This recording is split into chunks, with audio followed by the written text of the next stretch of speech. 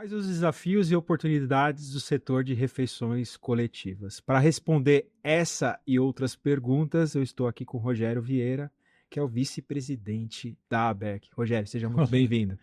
boa tarde, boa noite, já quase, mas os temas são extremamente amplos, complexos e permite que a gente jogue um pouco de luz sobre essa nossa indústria, sobre a nossa atividade que a gente tanto aprecia.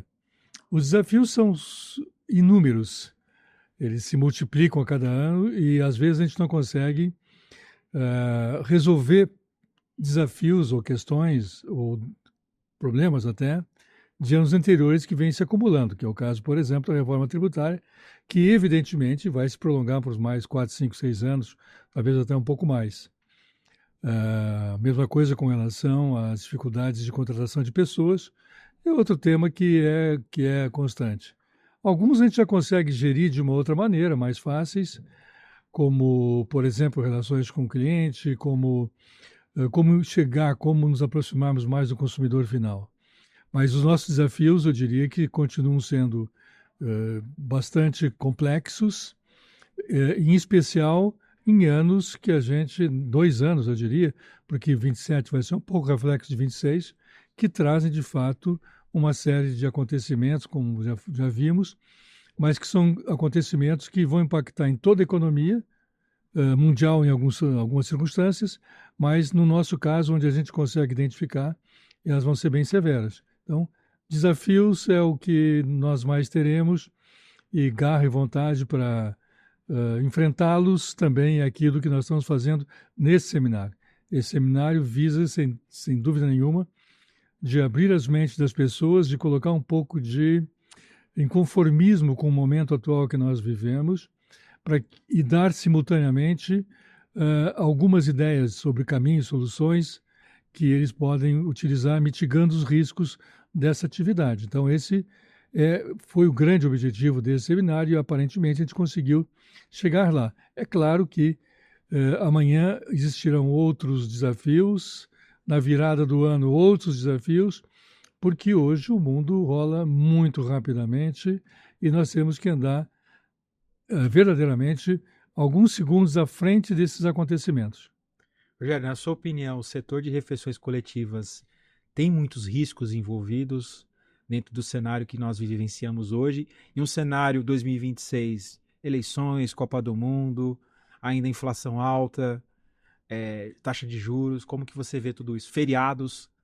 Os riscos eu acho que são inerentes um pouco à atividade.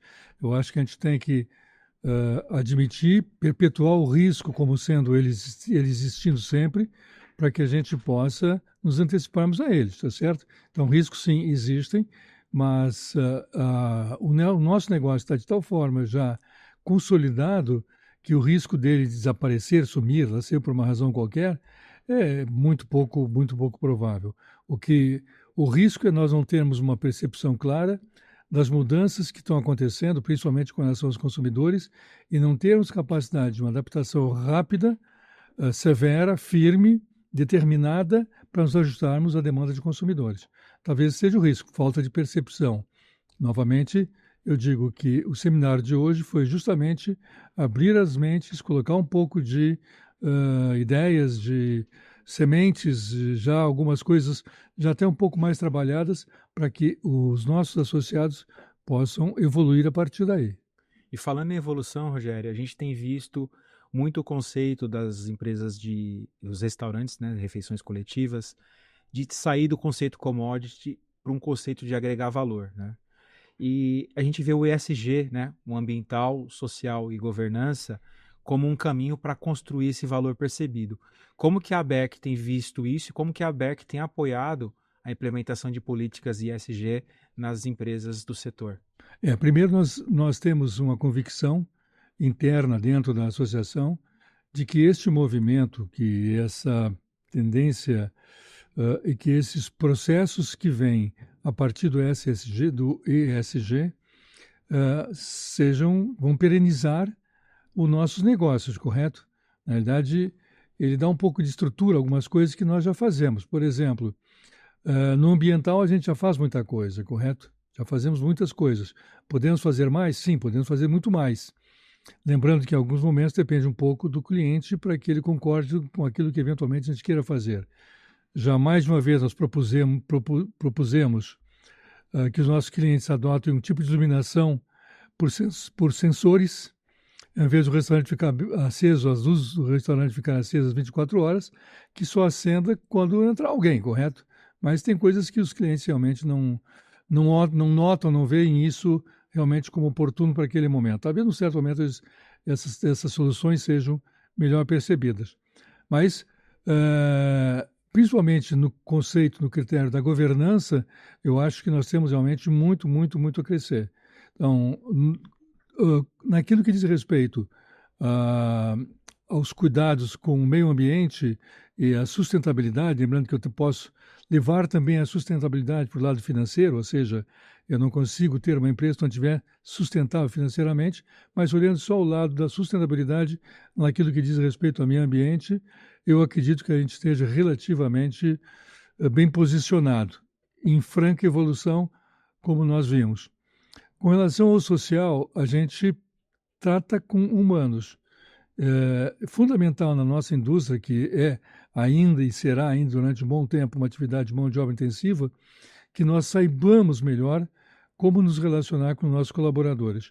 E na maior parte das vezes isso exige que a gente desça alguns degraus nessa escala de hierarquia e vá sentar com eles no primeiro degrau dessa escala e com eles e abraçados com eles, entender melhor quais são as dificuldades que ele tem no dia a dia, no trabalho, na família, para chegar no emprego, enfim. E aí a gente possa criar algumas políticas empresariais ou até mesmo do setor para acolher melhor essas pessoas.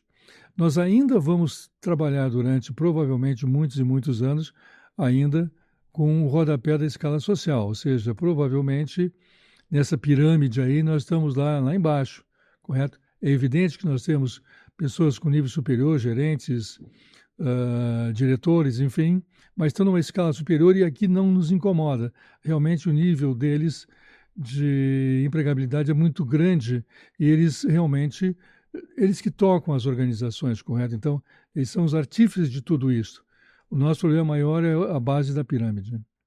Você falou um pouco de questão da mão de obra, né? Um tema que está sendo muito falado é a escassez da mão de obra no segmento, né? E como um desafio grande do setor. De que forma isso está afetando a qualidade do serviço e quais são os riscos para o setor quando a gente fala dessa escassez de mão de obra? Eu acho que a qualidade em si, a qualidade percebida, ela não afeta sobremaneira, exceto numa atividades como, por exemplo, o hospital, onde você tem a mão de obra da copeira e ela é fundamental para fazer o delivery, a entrega de uma bandeja.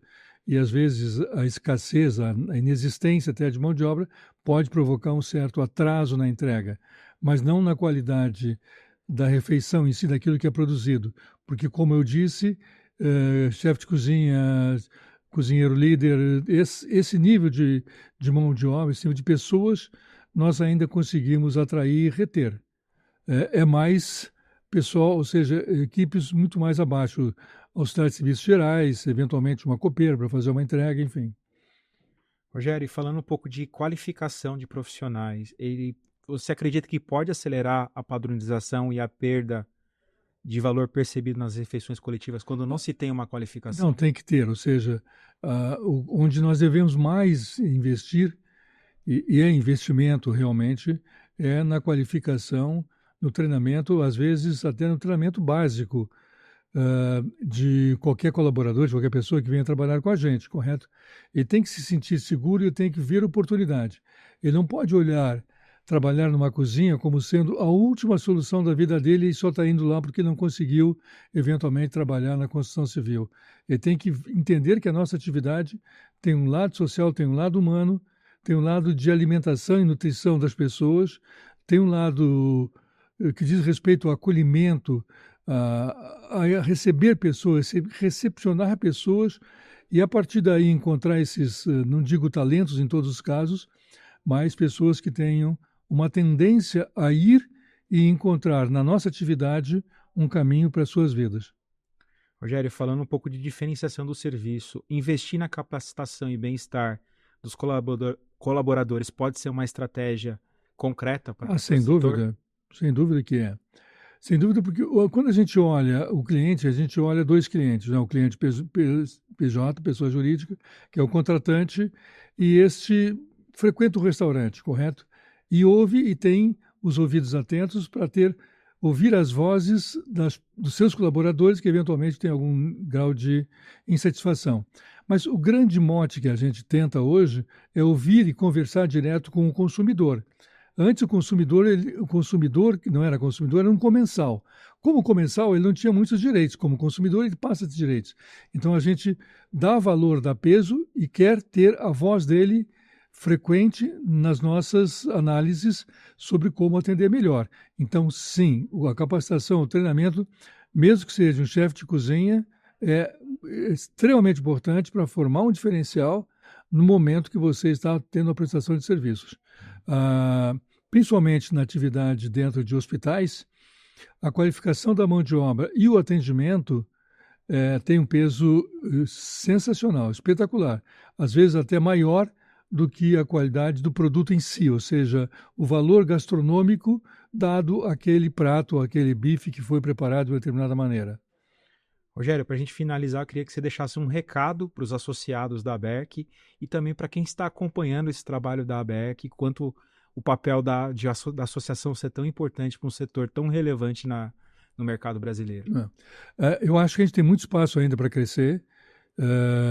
A gente sabe, nós conseguimos catalogar, conseguimos até apalpar um número imenso de empresas que atuam no nosso segmento, com contas pequenas, com empresas médias e pequenas, e que não são associadas, e que perdem a oportunidade, deixam de ter a oportunidade de estar conosco e realmente beber desta água, sentir todo o sabor das orientações que nós temos para que eles podem engrandecer. Então, eu diria, a ABERC tem que ainda crescer mais, ainda ser mais serviçal, se eu puder usar esse termo, no sentido de atender mais as demandas de mercado e conseguir atingir um grupo de empresas e empresários que eventualmente ainda desconhecem os benefícios, ganhos e sabores que teriam se conviverem com a gente e se vierem para cá para comermos e desfrutarmos do mesmo prato. Rogério, muitíssimo obrigado aqui pela sua participação no ABERcast. Obrigado. Eu agradeço a você que acompanhou esse ABERcast com o Rogério Vieira, o vice-presidente da ABERC. Agradeço a você e convido você para acompanhar os episódios desse ABERcast no canal do YouTube e nas redes sociais da ABERC. A gente tem muitos temas legais lá e temas diversificados. Comenta, compartilha e faça essa informação chegar a mais gente. E se vê lá.